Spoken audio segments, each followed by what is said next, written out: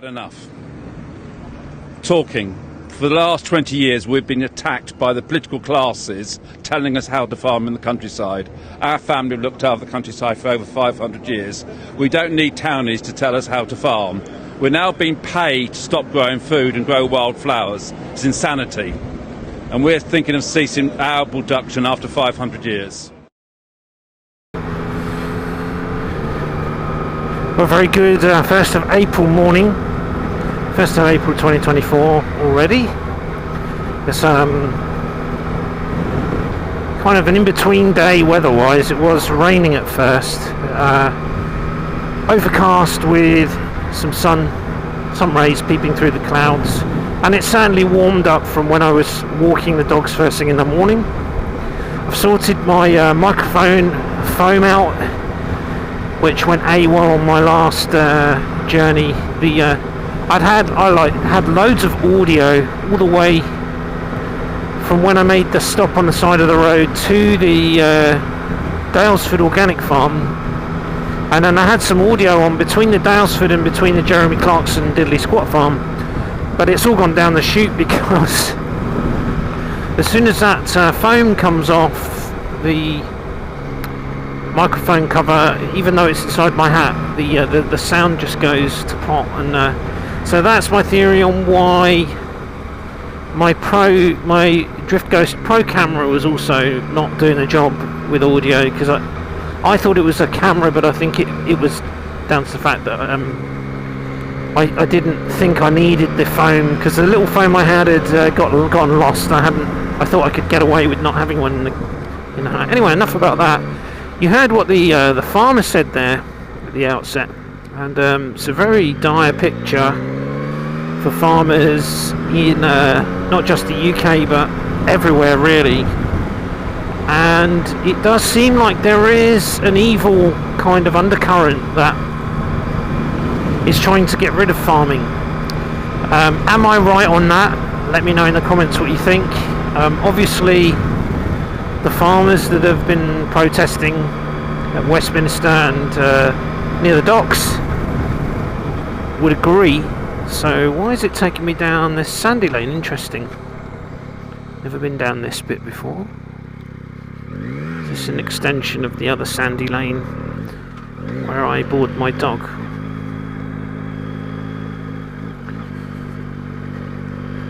So that evil undercurrent of globalist elites who want to get rid of farming. If you look at who's buying up all the farmland in the US,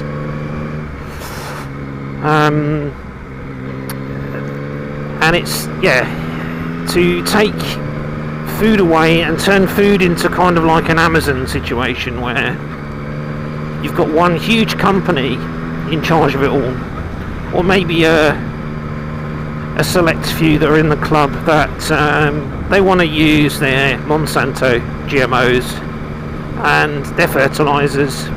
I think the fertilizers and the move to organic is one where, oh yeah, I am going literally right past my dog boarder's house, where I bought my dogs from, my Labrador and my Cocker Spaniel when she was alive. Anyhow,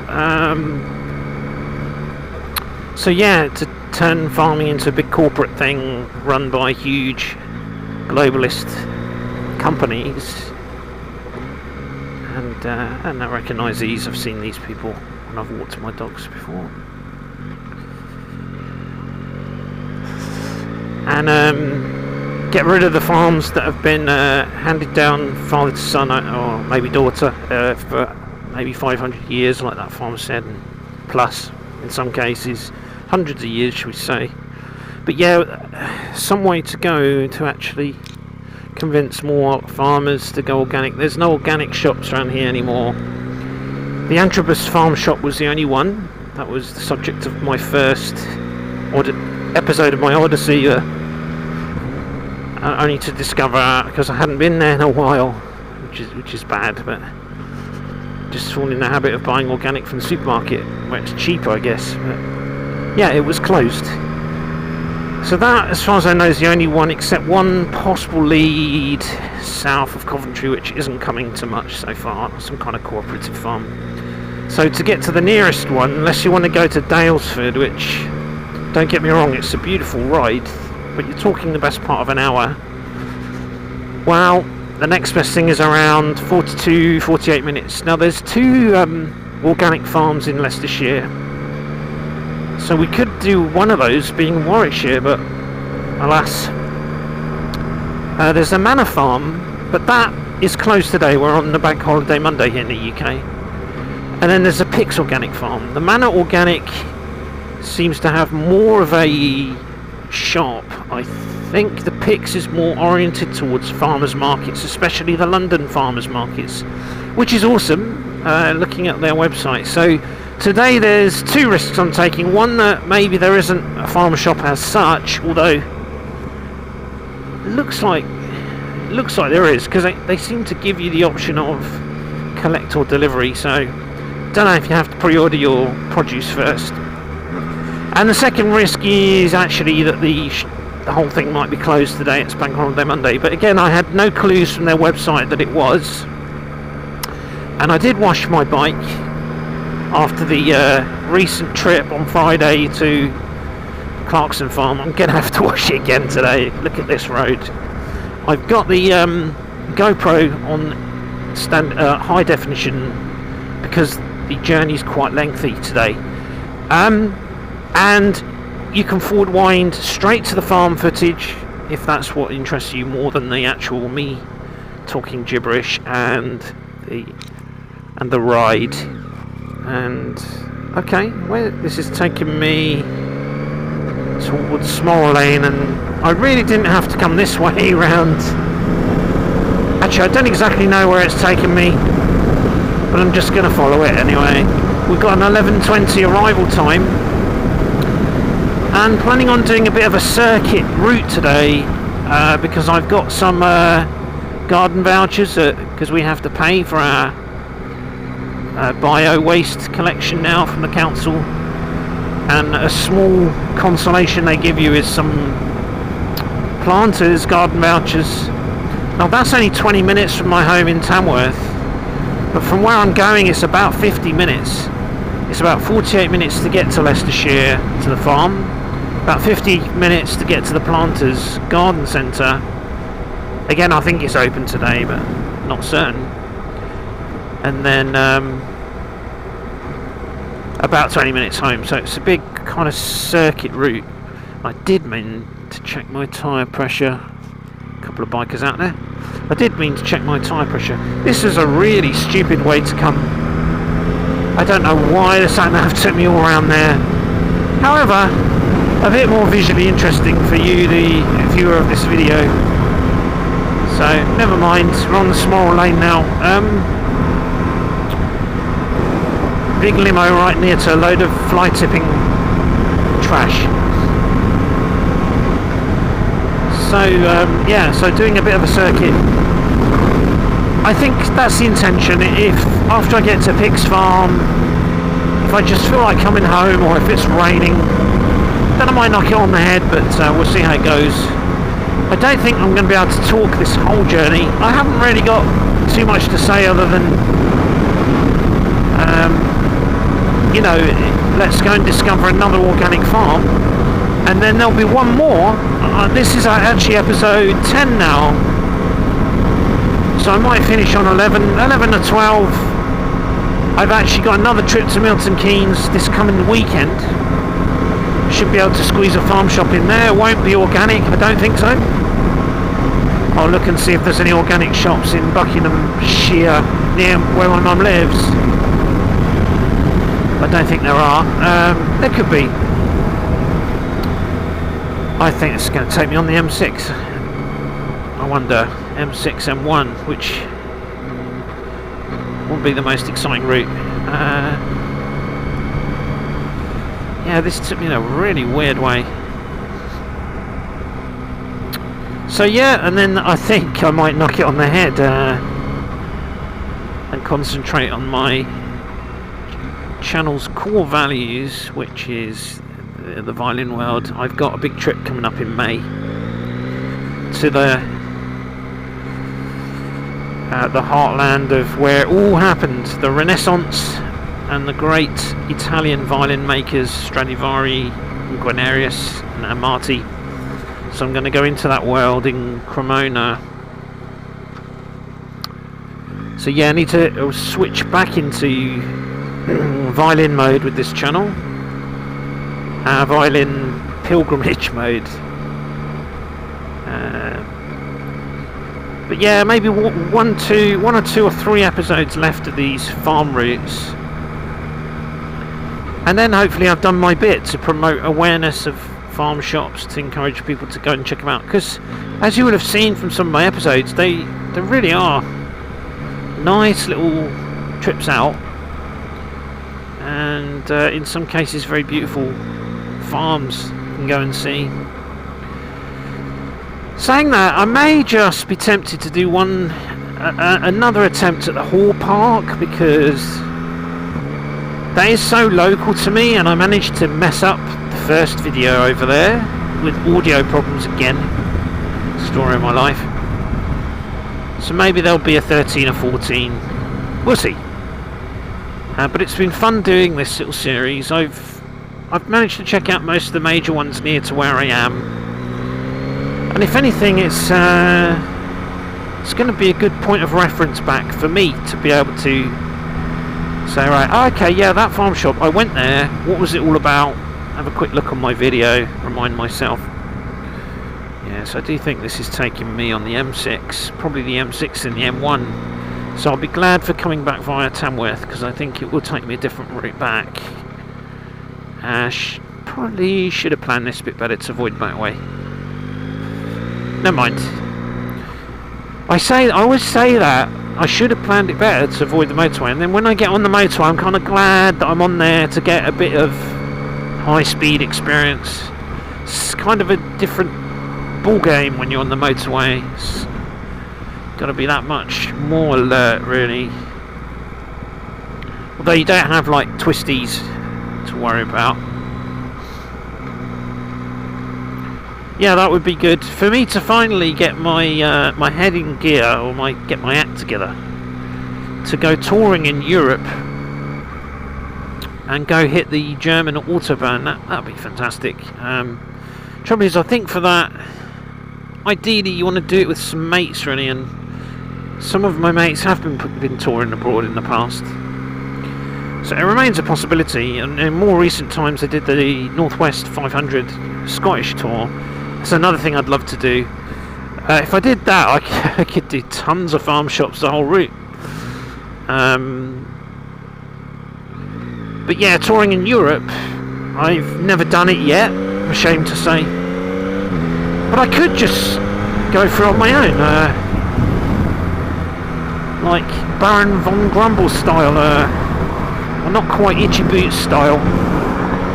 That's a bit too hardcore for me, I think. Yeah, she's pretty awesome though. Yeah, it's taking me north on the M6, looks like. Or is it? Or maybe it's taking me south to Junction 2, then across to the M69, then across to Leicester. Yeah, saying I should have double checked my tyre pressure, so I will make it my goal to do that before my next journey. Probably have to clean the bike when I get home, so maybe I'll do it then. So yeah, do feel free to fast forward to the farm. I'll leave a marker in the description so you can get there quick, because this next bit's going to be a bit boring. I don't know how much of it will make the final cut. So what's the future is really that we fight to keep our farms, and do that by supporting them and spreading awareness of organic food, and just put a stop to this global takeover of everything being owned by a few multinationals who have complete monopoly, have no moral scruples at all, and who want you fed GMO, mRNA, pesticide laden, and you can't even call it food, just cardboard. all the while it's all fueling the cancer industry as well, which is an industry. There's more people make money from it than die from it, is what I'm hearing. And you are what you eat, and you know, people just are, they're just not drawing the link between food, diet and cancer and heart disease. Right. So yeah, I hope this little series, I've played my part to promote the awareness of if he pulls over I'm dead, so I better step on it. Yeah, promote the awareness of the local farmers, farm shops. And I might have been wiser to pack my rain gear on this trip. I haven't. It's funny because on the last trip to Clarkson's farm, I got what I thought was like 3/4 of the way there, and then as it happens I was probably only just over halfway there, but I was already on the edges of the Cotswolds. And I thought, right, because it was a freezing morning, and I'd left first thing 7 o'clock I left, because that shop opened at 8 even on Good Friday. So I had all the rain gear on top of my levers and the balaclava and the waterproof mittens on top of my gloves. I thought I'll pull over and take all that paraphernalia off and switch my GoPro camera on, start filming, thinking it's easier. Well, it is easier to manoeuvre your bike when you haven't got all that stuff on. But then of course within about 5 minutes of setting up again, it started tipping it with rain. And all that audio sadly got lost because of my microphone foam.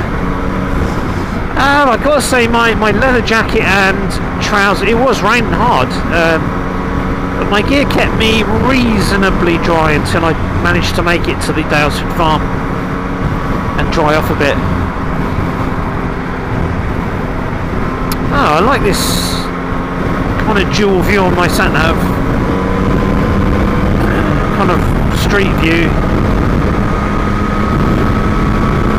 Yeah, pushed the limit of my GoPro up even further now, so I still don't know if it's going to cut the speedometer and just catch the top of my windshield, which is what I want, and but not too high.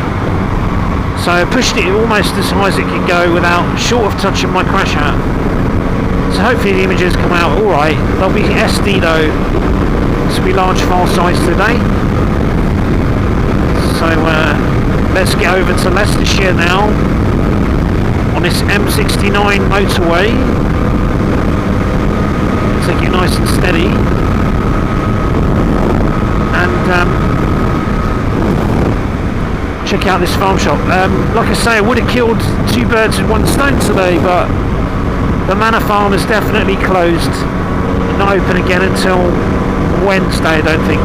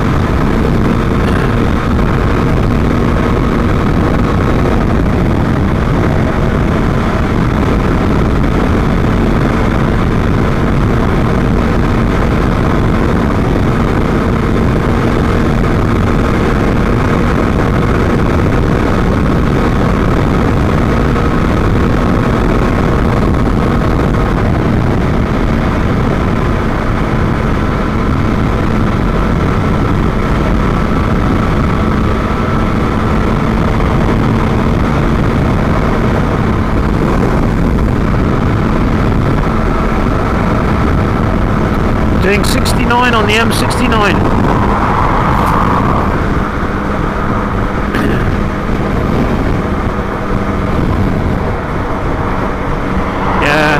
this is the boring route. There must be a nicer route through the sticks, but almost certainly I'll be coming back a different way. And I've noticed that my sat-nav by default never seems to take me back the same way, which is cool.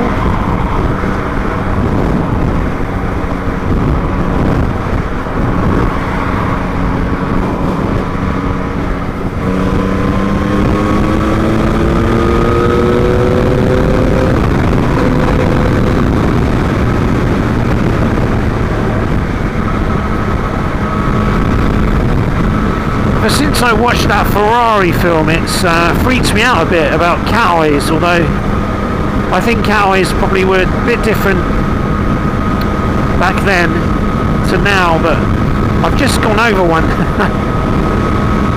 So a bit of a nightmare if you got a puncture on the motorway, to say the least. So let's hope I haven't. I think you'd know about it pretty soon.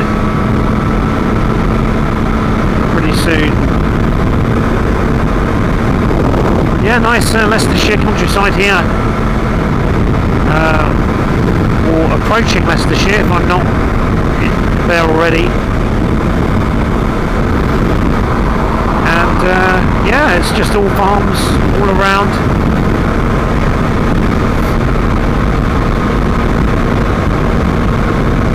If anything, the government should be helping more farmers to come about, providing incentives instead of trying to shut them down. I heard that in Holland,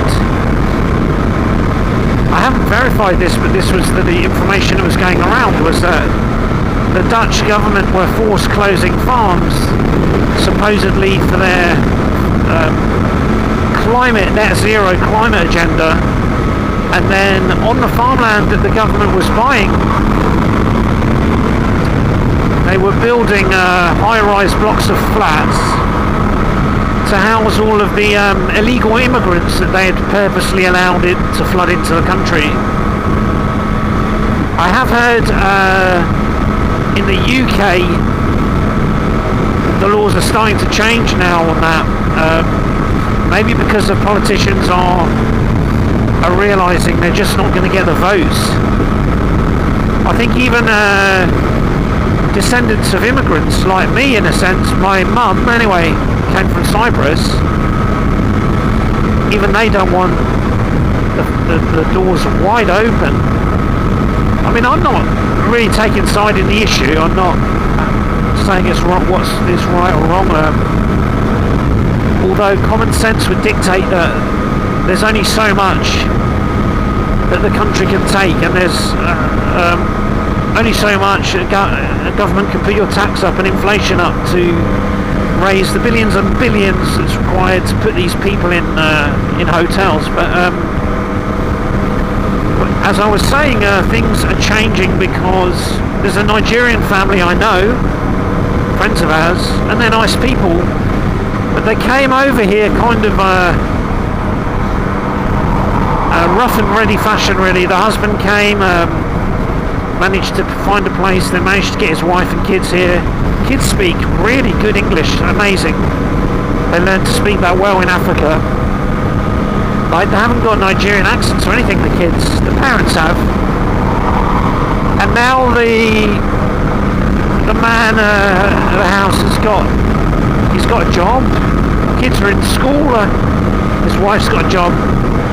But they're going to have to go home in 2 months unless they can get sponsorship.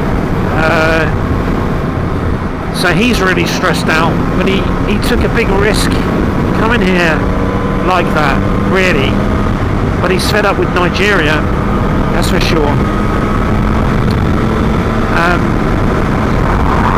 But really, it's not people like him that are the problem. It's the sort of boatloads of men that come over who, and some of them from ISIS places as well, and they haven't got any family with them. They're not refugees. Otherwise, they wouldn't be leaving their wives and kids behind.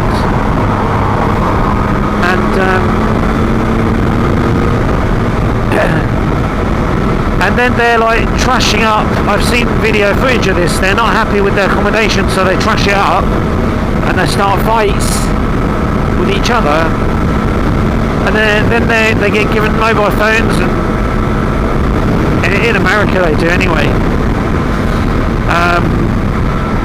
Housed whilst you've got homeless British women on the streets who are not given priority for housing. It's all messed up. It's all the globalist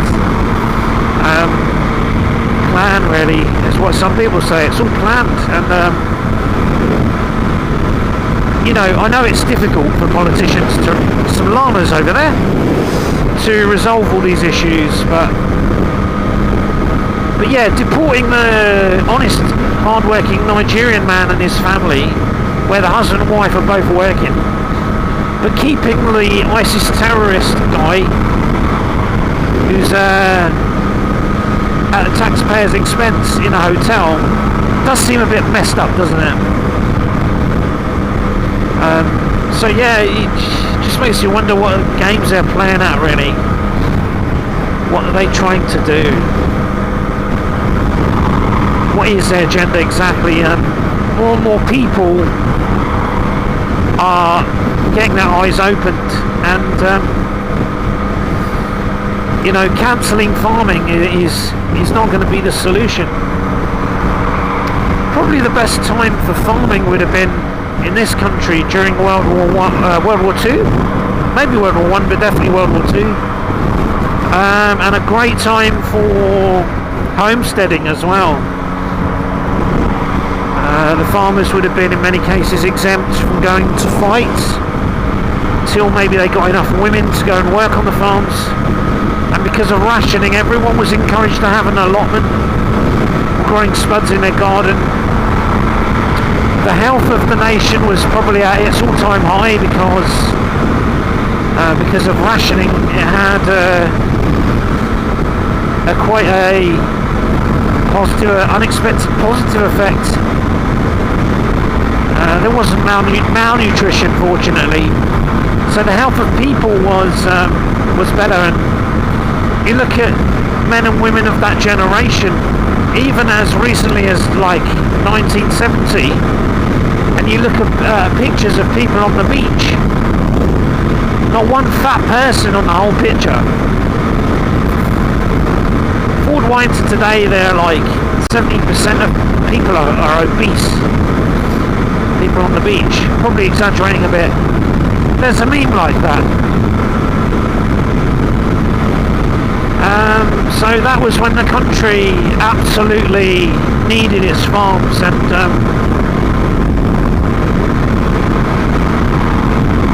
would have been much better produce, I think. Must have been more organic. I don't know actually when pesticides first came about, but you wouldn't have had like glyphosate back then, so obviously there was less cancer as well. Yeah.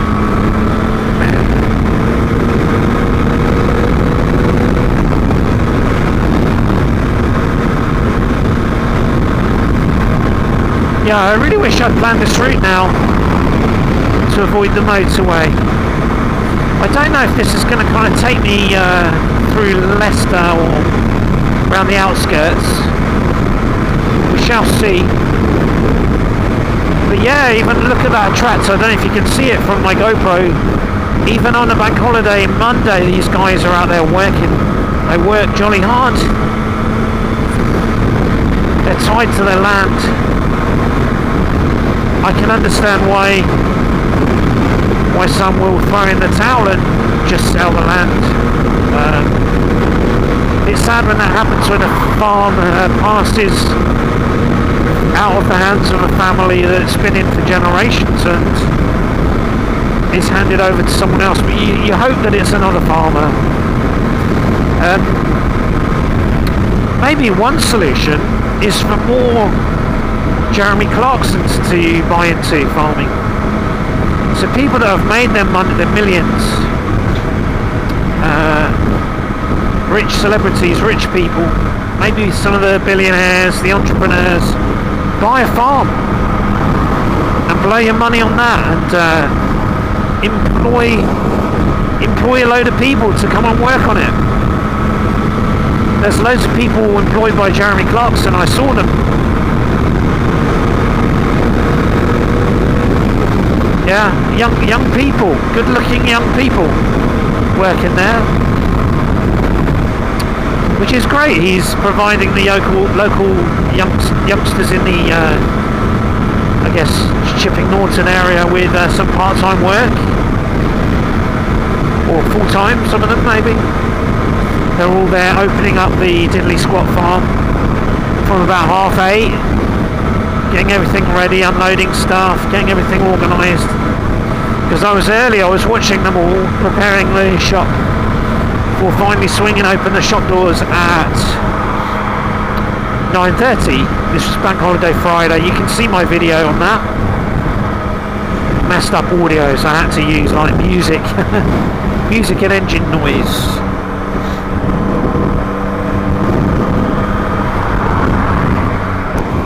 Yeah.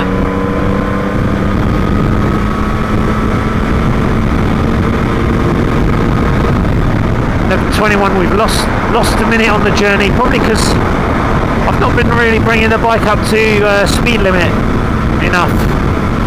It's a little bit windy today. Not so bad as some of the other days. The previous weekend when I went down to Milton Keynes was terrible. Very bad wind. You know it's bad when you can feel yourself getting pushed towards the side of the road, towards a ditch. Anyhow, we're coming to the end of this motorway, I'm happy to say.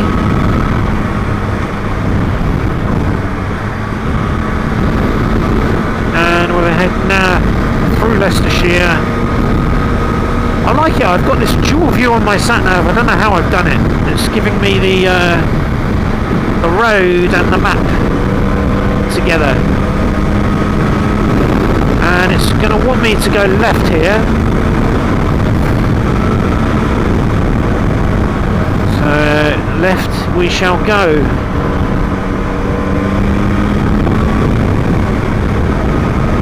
And you know what, it's looking very grey all of a sudden. Okay, is it wanting me to go on the M1? Yeah, more motorway then. So I guess I've probably got to do a junction or two on the M1. Ah, that's annoying.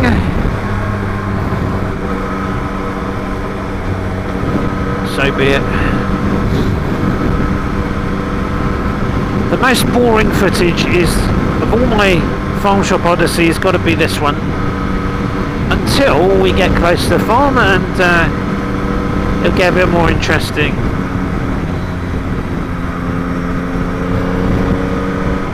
Yeah, that's not too bad, but it's not looking great on the way back, is it? That traffic.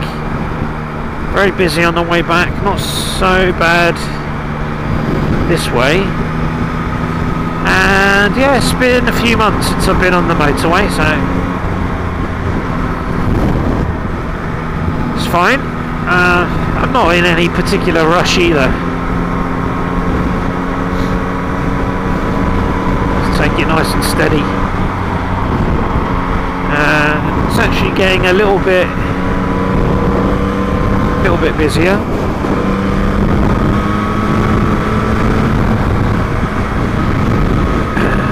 So I'm going to take this very slow bulk delivery truck. Now then,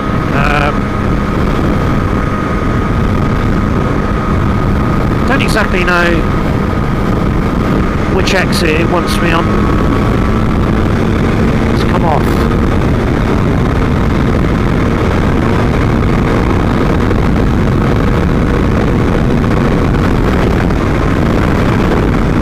Got a very fast biker coming up in the fast lane. I'll try not to catch his number plate. Yeah, he's really going for it.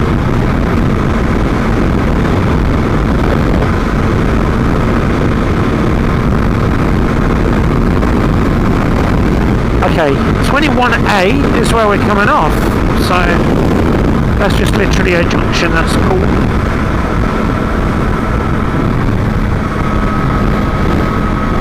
And then we'll shoot over across to the Pigs Farm, organic farm. I wonder what's in store there. I know they sell, well, they have a very, very nice website, and I know they sell kind of veggie meat. I know they're a big supplier to farmers markets, which, let's face it, farmers market in London is where you're going to get the buyers for organic, isn't it? It's got to be. So it totally makes sense, and it's great, really.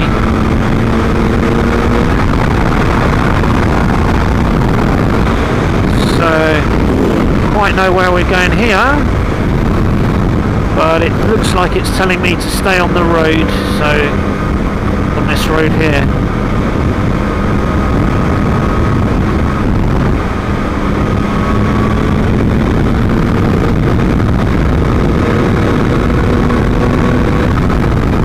Yeah.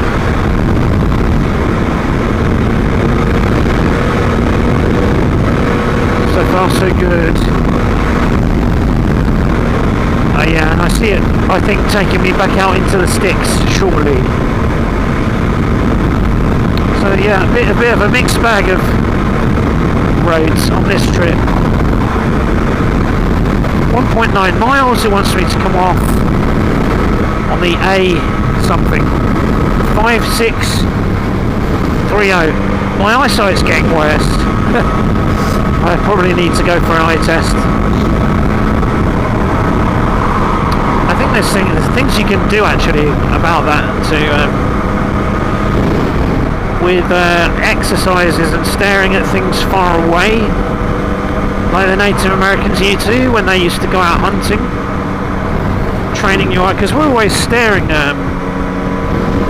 2 meters in front at a device, which is really quite terrible. What you want to do is when you're walking out and about, or I guess like trips like this, I should be looking ahead, miles ahead for potholes, is just train your eyes to stare further into the distance and focus on far away things, and just keep doing that throughout your day. Change your field of vision from staring at a device for 8 hours non-stop. Just get up, have a walk around and go and stare at something in the distance. Yeah, that's supposed to be good. It's supposed to be good for your eyes, you know. Let these vehicles get out. Maybe do a little bit of overtaking here. Although I am coming off soon, so need to watch out. Yeah. Alright, there's our A5 630, I think I read that correctly. And we've still only lost 1 minute on the journey, so it's not too bad. That was just due to me being a bit slow on the motorway, right? Not motorway, but the dual carriageway before it. Going right here up towards Leicester. I don't know how much of Leicester we're actually going to touch, or if we managed to avoid it. I was in Leicester recently, actually. We went to the Space Centre, which is interesting, and we went to the Indian Road in Leicester, where all the Indian shops and restaurants are. We did struggle to find a decent restaurant. I don't know why, because there's supposed to be like loads of really good places to eat in Leicester. We struggled a bit on that main road until we finally found a fairly good place.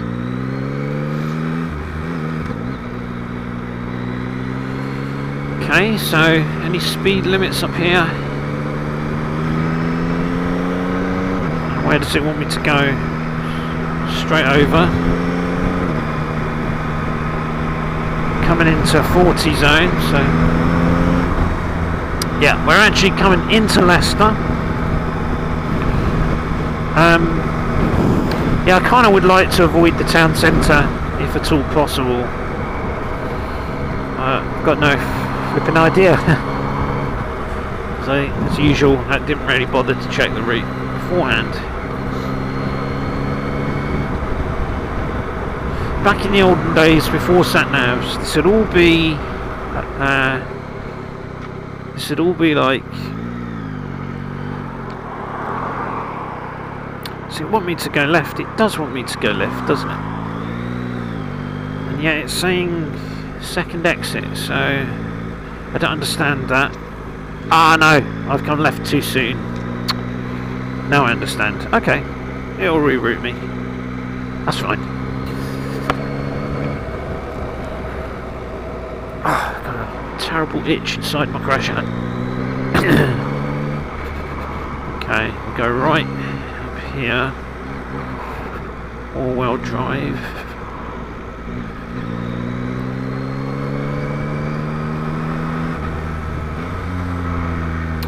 Just got a slight bit of pins and needles in my foot. Let's have a little stretch. So yeah, Leicester's cool for Indian type shopping.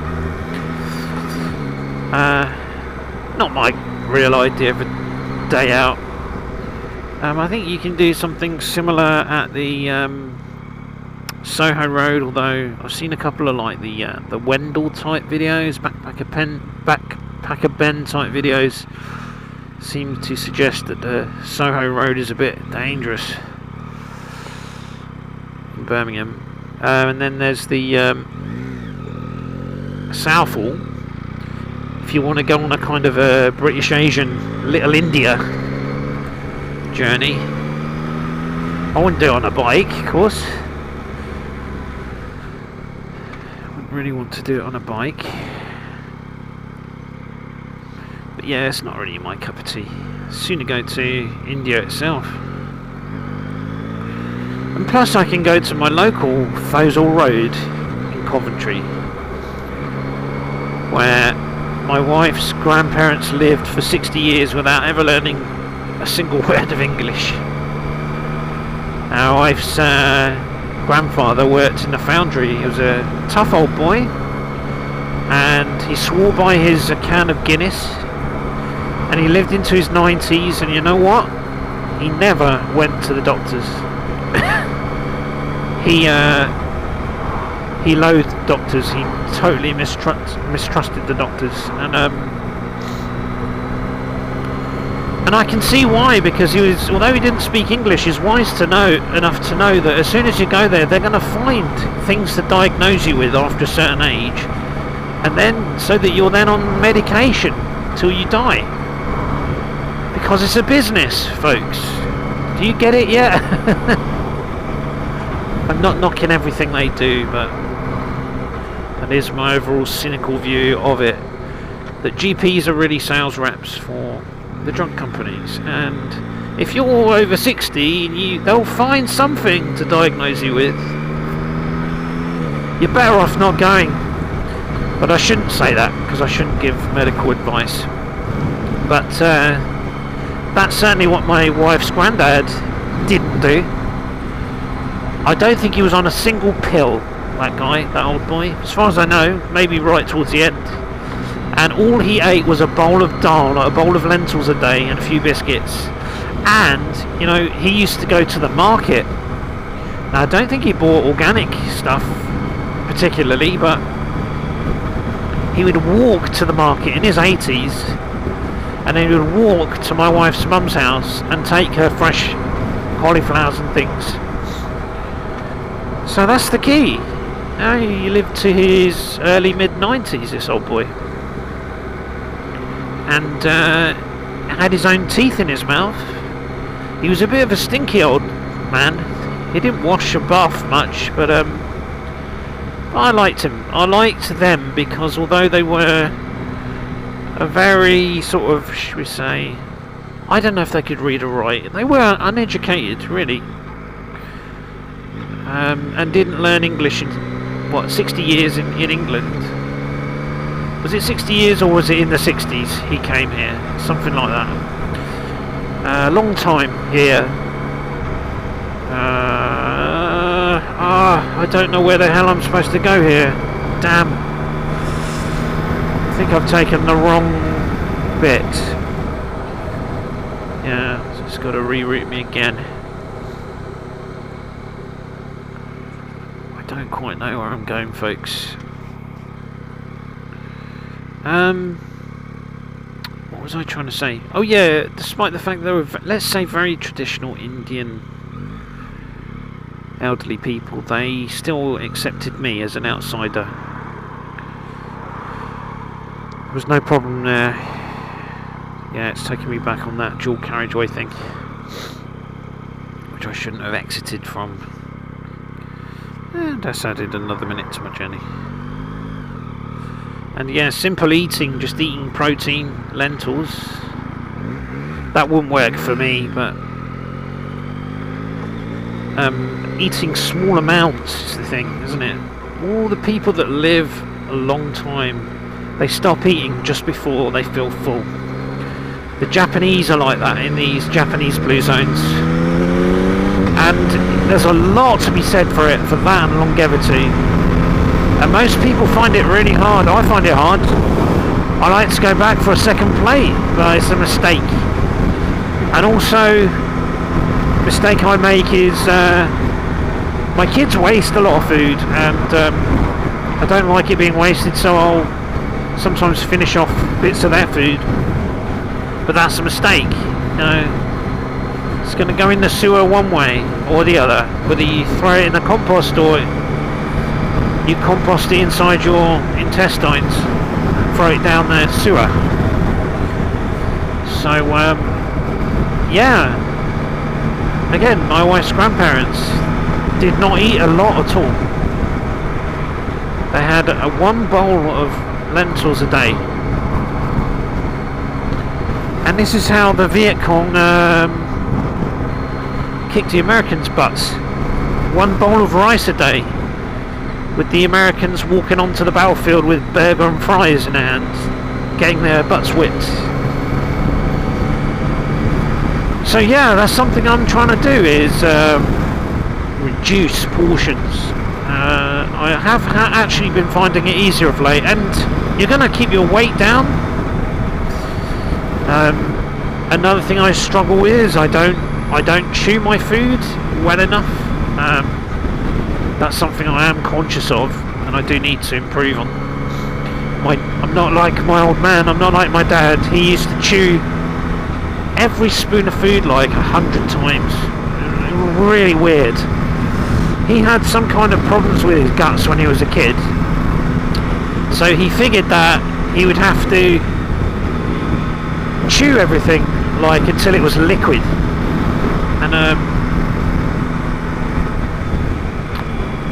And he would be at a party, like, and everybody would have finished all their food and cleared away and started hitting the dance floor. He'd still be sitting there chewing. And he used to make these miso sandwiches. He was quite macrobiotic before he lost the plot. He's a drunk anyway, but he did know about kind of healthy meat eating. To be fair, I think he kind of got my mum into macrobiotic and vegetarian back in the 70s, early 70s. But I don't think this is a problem. People don't see it through. They don't really stick to it themselves.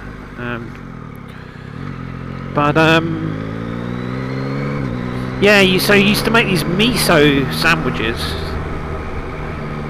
How he clocked onto the macrobiotic kind of Japanese style foods, millet, yeah, miso. He also used to know. Okay, it's just taking me back on myself. This stupid route. He also used to know about the Native Americans before Hollywood. You know, in the days when the Indians were the bad people, was being shot up by John Wayne. Way before Dances with Wolves came out, he knew all about that. But anyway, he took these miso sandwiches to work one day, and I guess he was chewing them.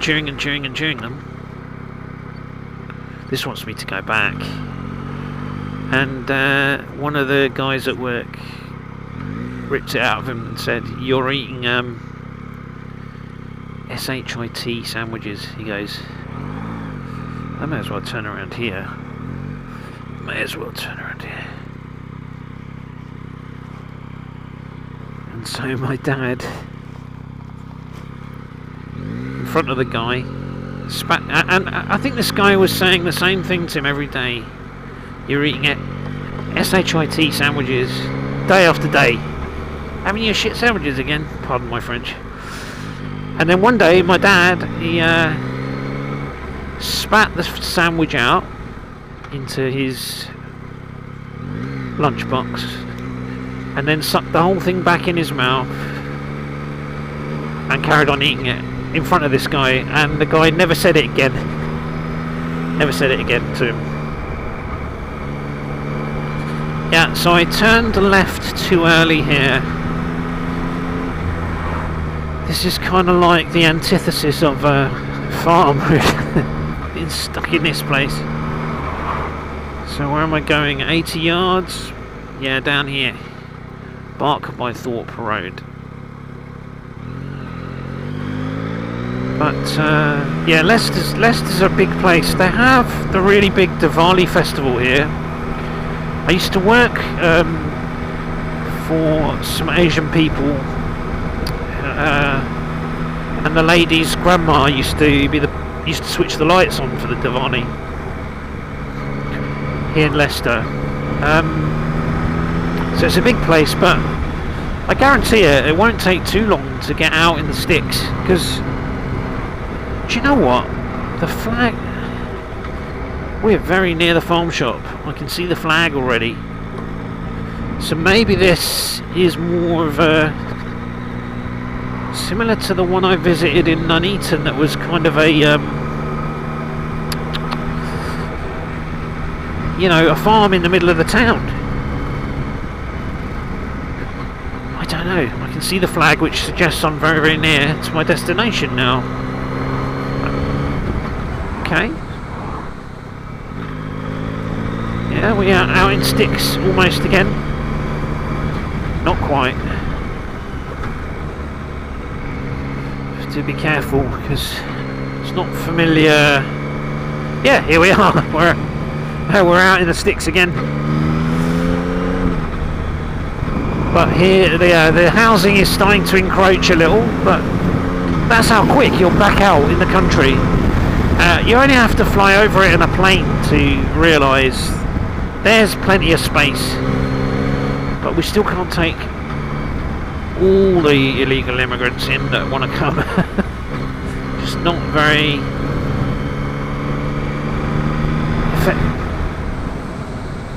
cost effective for the taxpayer. There is a wheelie setting on this MT-09. I've got wheelies switched off, but if you enable it, it becomes a mental wheelie bike, this MT-09. And you can see it on YouTube. If you search for MT-09, Yamaha MT-09, you'll see them absolutely crazy nutcases riding down the motorway, doing a wheelie for miles,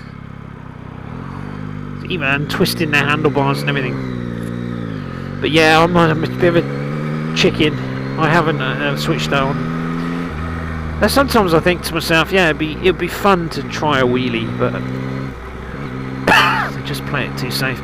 Okay, now this is the Roots Farm Shop. So, you know, worst case, if the Pix Farm Shop is closed, Thorpe Park, I could come back here. So we're near the Thorpe Park. Interesting. Yeah, Pix Organic. I see it signed now. Thank you, sir. Okay. So the Roots is the Roots part of the Pix. Closed. Okay. This farm shop is closed. There's llamas there.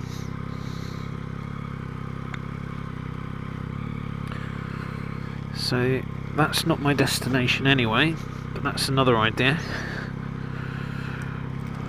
Looks quite nice, doesn't it? Thorpe Farm. Okay.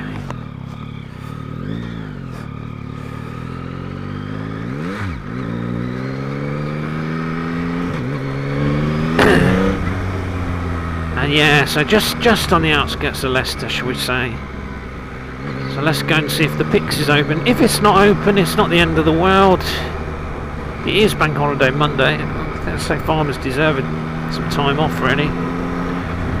At least I could have showed you where it is, where the farm is, and would give me an excuse to come back another day, I guess. But with a bit of luck, we'll be open.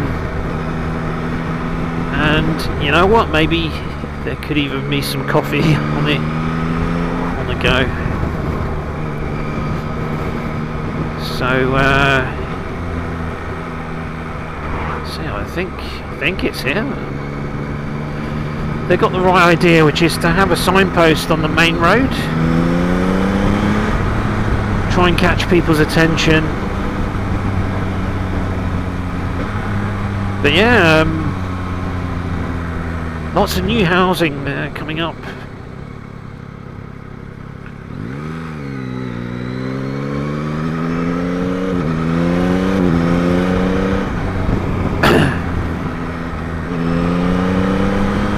And so far, the weather's been merciful. I've not been rained on yet much. Not too much. Which I'm grateful for. Right, so is this our Pix farm now? Yay, organic butchers, logs, coal and kindling. This is awesome. And here we are. Pix Organic, but it's closed, I think.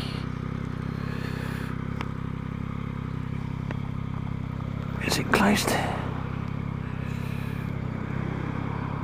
Yeah, it's closed, but you get to see where it is.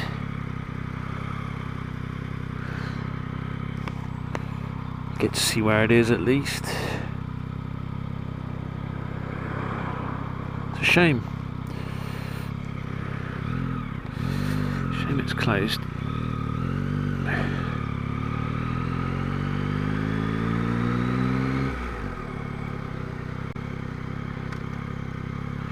But let's ride past it and see if we can take a few shots from the helmet cameras.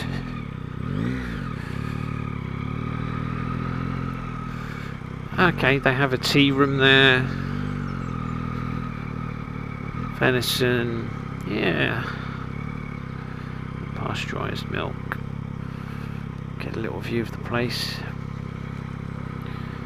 And it's a shame it's closed, but it is a risk I took coming here on a bank holiday. So now we need to get over to our next place.